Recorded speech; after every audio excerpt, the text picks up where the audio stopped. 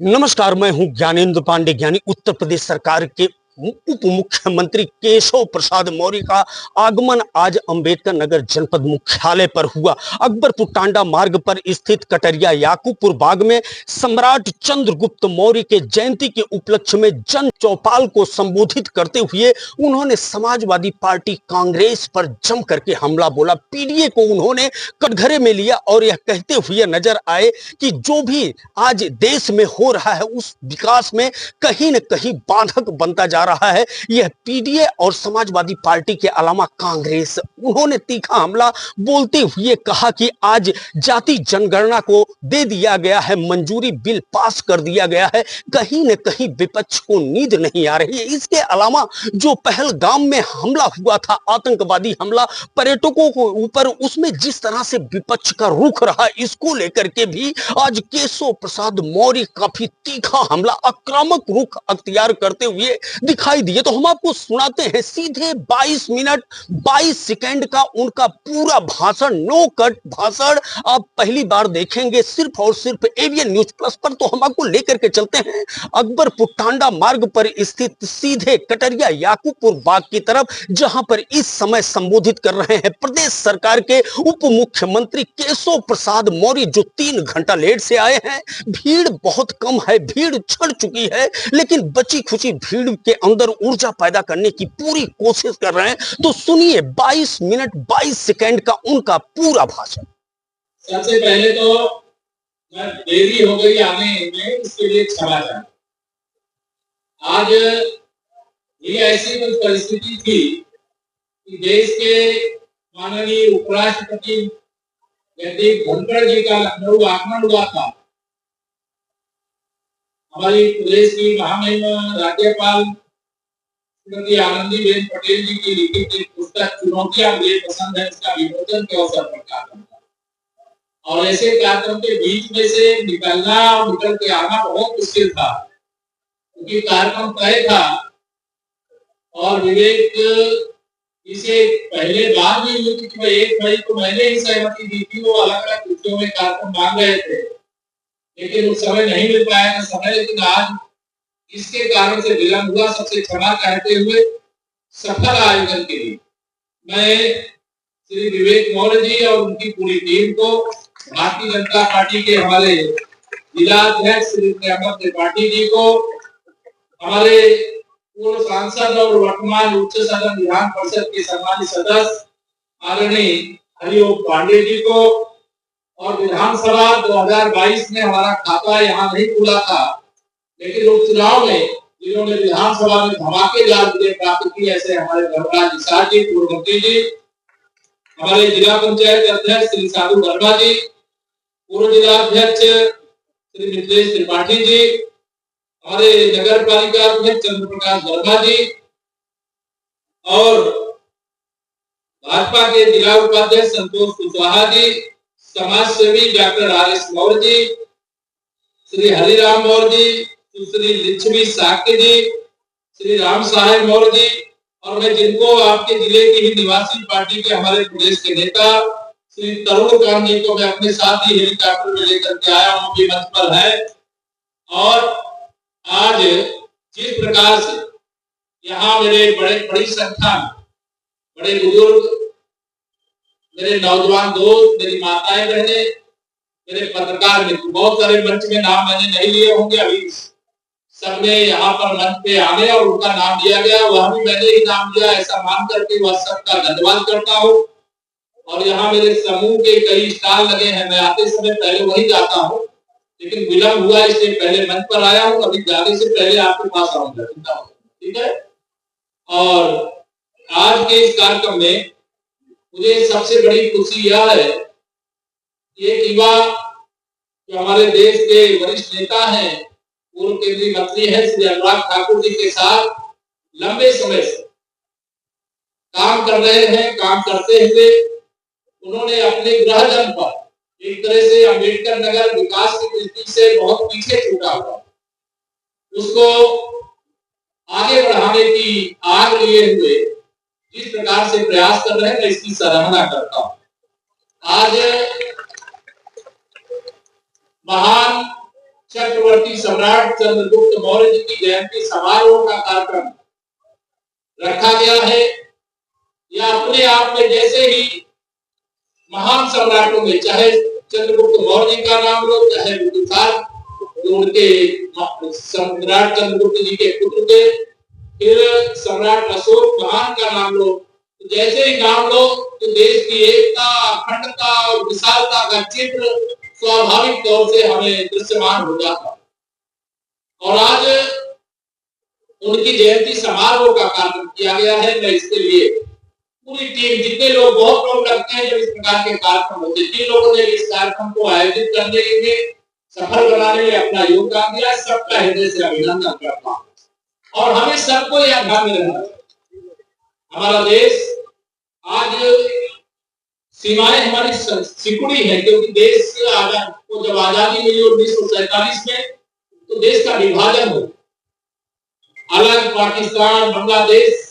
और अगर हमारे चक्रवर्ती सम्राटों के समय का विषय ध्यान करें तो आप जब भारत देखते हैं तो सब कुछ आपको ध्यान में आता है। उनके बारे में मैं कुछ बताऊंगा, लगेगा सूरज को दीपक दिखाने का प्रयास कर रहा हूं। लेकिन आज जो हमारा इस समय का जो अखंड भारत, उस भारत को भी देश के दुश्मनों की कुदृष्टि लगी हुई है। और हम सब जिनके वंशज हैं, देश के लिए मर मिटने वाले, देश की सीमाओं की रक्षा करने के लिए एक एक बूंद खून न्यौछावर करने वाले हैं, यह मन के अंदर हम सबके भाव रहना चाहिए।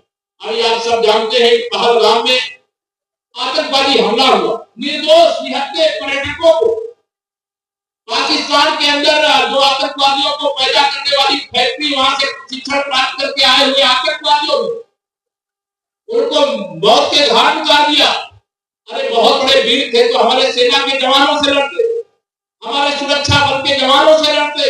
आप निहत्थे लोगों को मार करके अपने को बहुत बड़ा वीर समझने की कोशिश करते हो, तो यह ध्यान रखो, देश के प्रधानमंत्री माननीय श्री नरेंद्र मोदी जी ने सेना को खुली छूट दे दी है।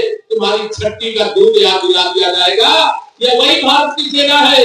जब उरी और पुलवामा आतंकवादी हमले का जवाब सर्जिकल स्ट्राइक और एयर स्ट्राइक से दिया है, अब आज भारत की सेना को छूट दी गई है।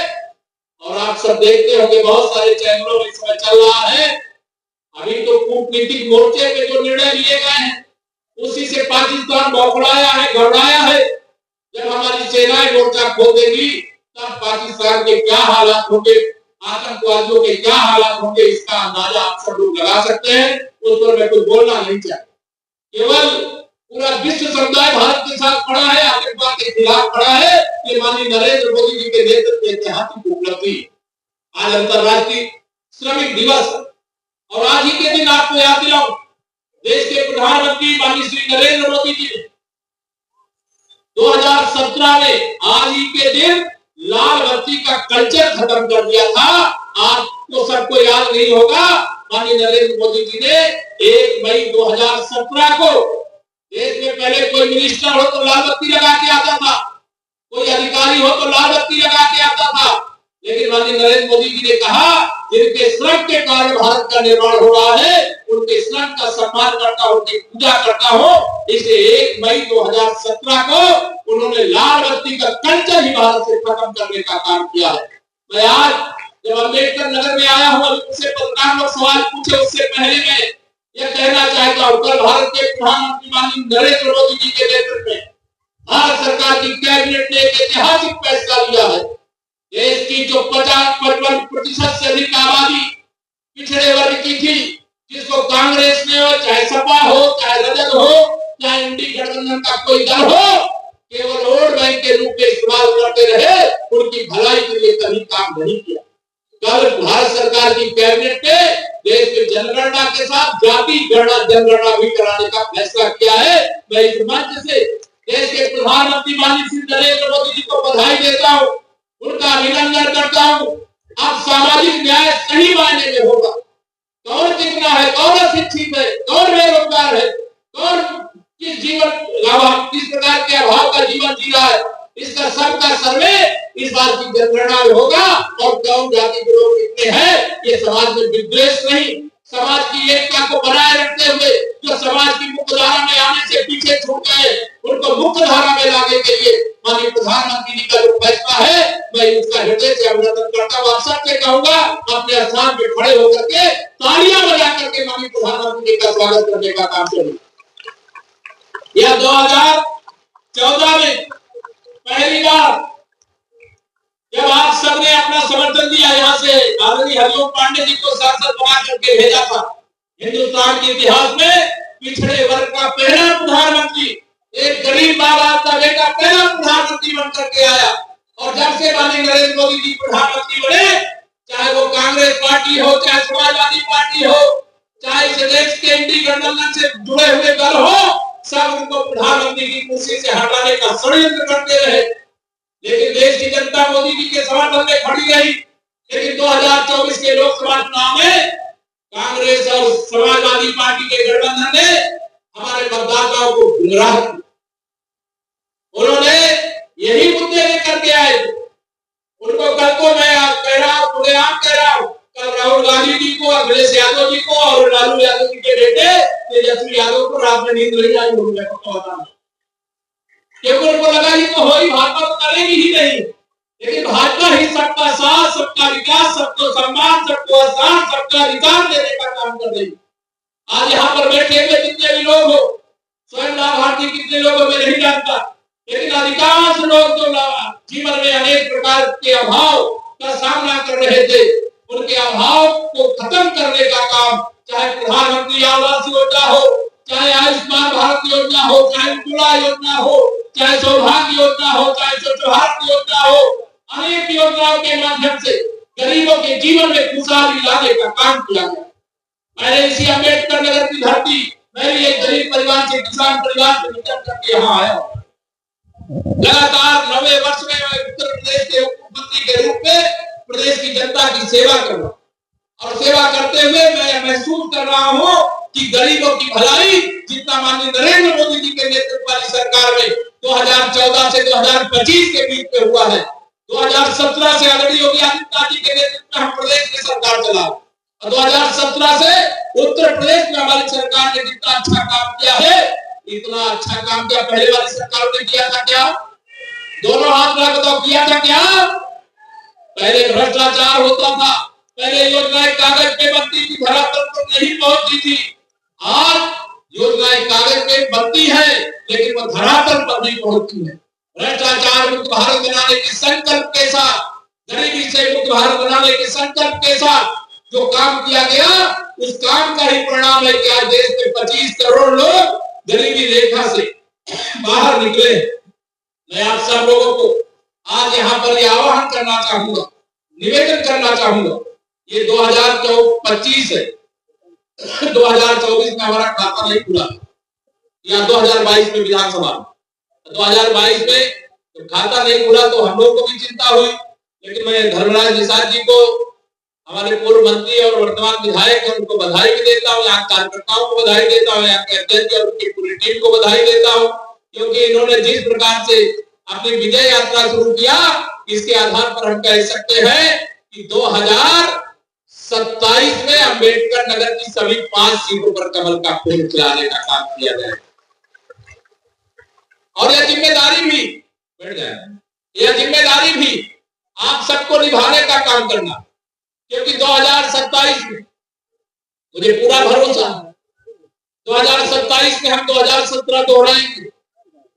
ऐतिहासिक अंतर से भारतीय जनता पार्टी की सरकार फिर से बनाएंगे।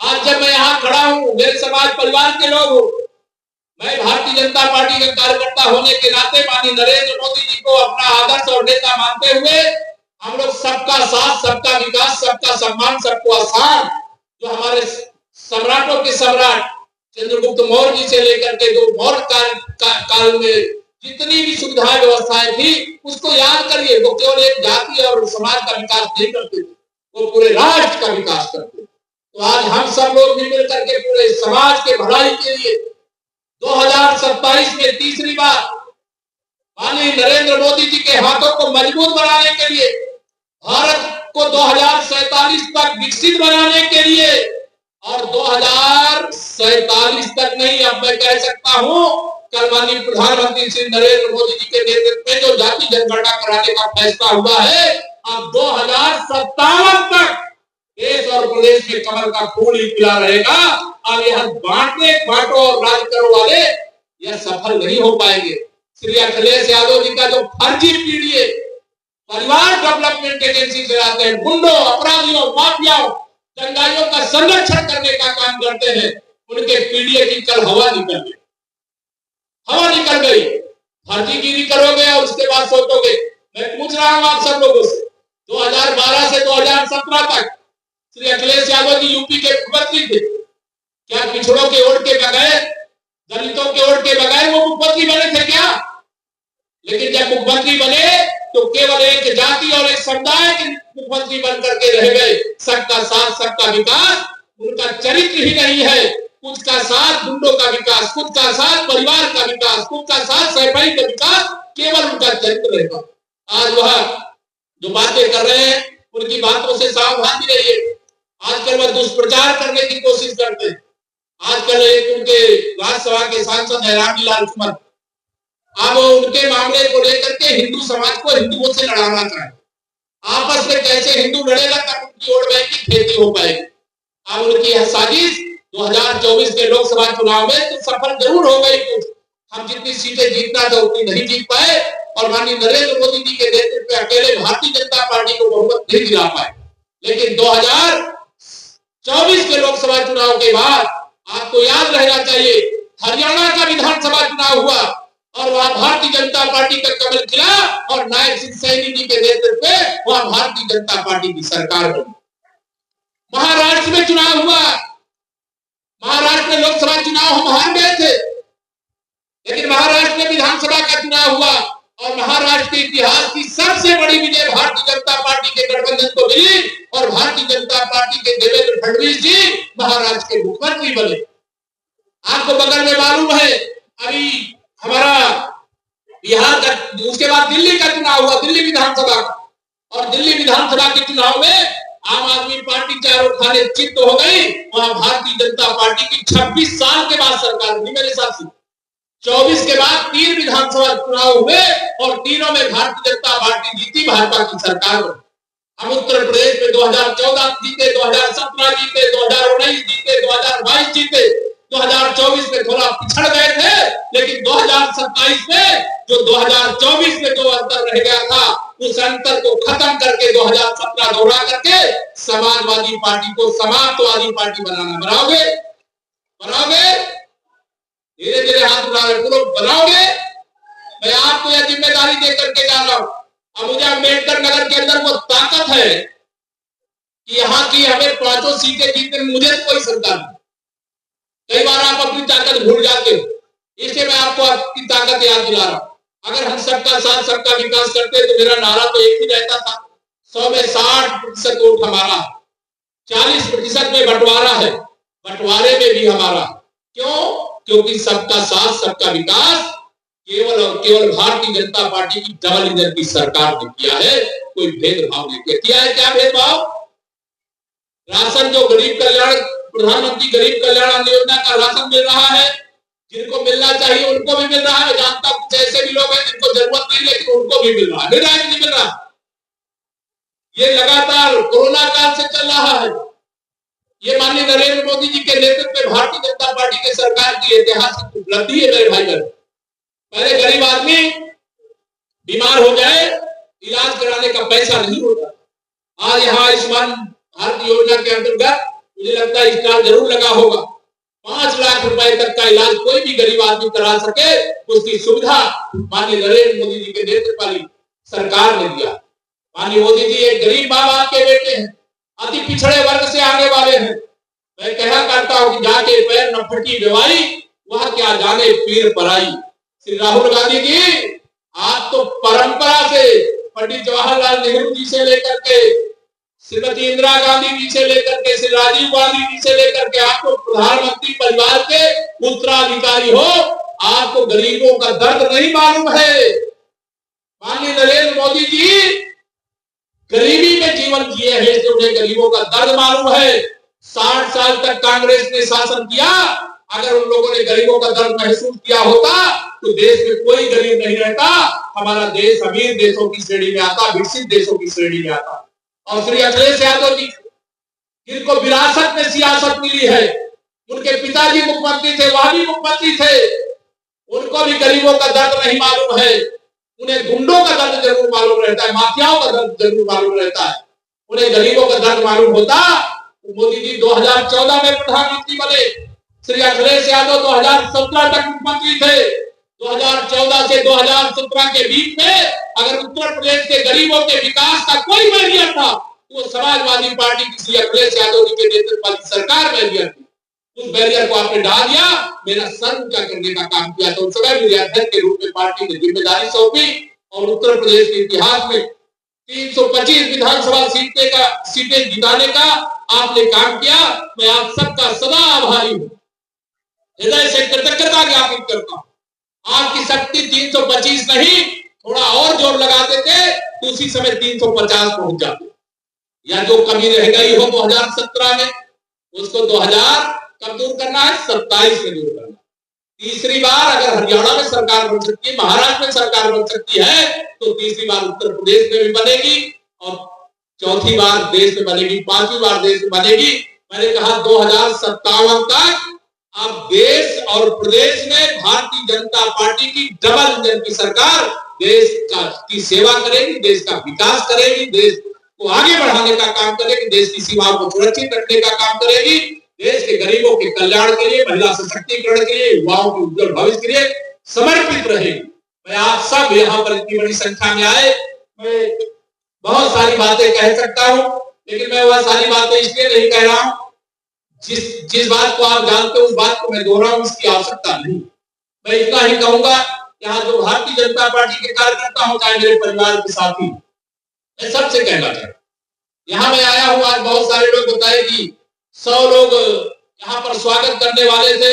हमारे जिलाध्यक्ष जी ने कहा 100 लोग तो बहुत ज्यादा है, तो सूची काट करके 50 थे।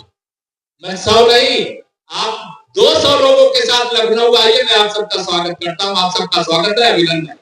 और कभी कोई समस्या, हमारी सरकार समस्याओं का समाधान कर, हमारी सरकार किसानों के उत्थान के लिए समर्पित है, हमारी सरकार अच्छी शिक्षा के लिए समर्पित है, हमारी सरकार अच्छे स्वास्थ्य के लिए समर्पित है, हमारी सरकार रोजगार के लिए समर्पित है। अनेक ऐसी योजनाएं हैं जिन योजनाओं का लाभ लेकर के हमारे युवा पीढ़ी के लोग आगे बढ़ सकते हैं। और युवा पीढ़ी के लोगों को मैं आह्वान करता हूं कि अवसर जब माननीय मोदी जी और आदरणीय योगी जी के नेतृत्व में भारतीय जनता पार्टी की डबल इंजन की सरकार है, तो अगर अभी आगे बढ़ोगे, तब आगे बढ़ोगे, कहोगे 2057 तक तो रहने वाले, हाँ रहने वाले, लेकिन आने वाली पीढ़ी के लिए भी आगे के हमें व्यवस्था तैयार करने का काम करना है। अम्बेडकर नगर को हर दृष्टिकोण से आगे बढ़ाने का काम करना है। अभी मुझे यहाँ पर बताया गया कि सदरपुर में और कटरिया याकूबपुर में सम्राट अशोक जी की लाट यहाँ पर स्थापित की गई है। मैं प्रतीकात्मक रूप से इसी मंच से उनका अनावरण करता हूँ और कभी मौका मिलेगा तो मैं आप सबके बीच में आने का प्रयास फिर से करूंगा। लेकिन आज देरी से आया और आप सब इतनी देर तक रुके रह गए, मुझे तो लग रहा था कि सब लोग चले गए, लेकिन आप सब इतनी देर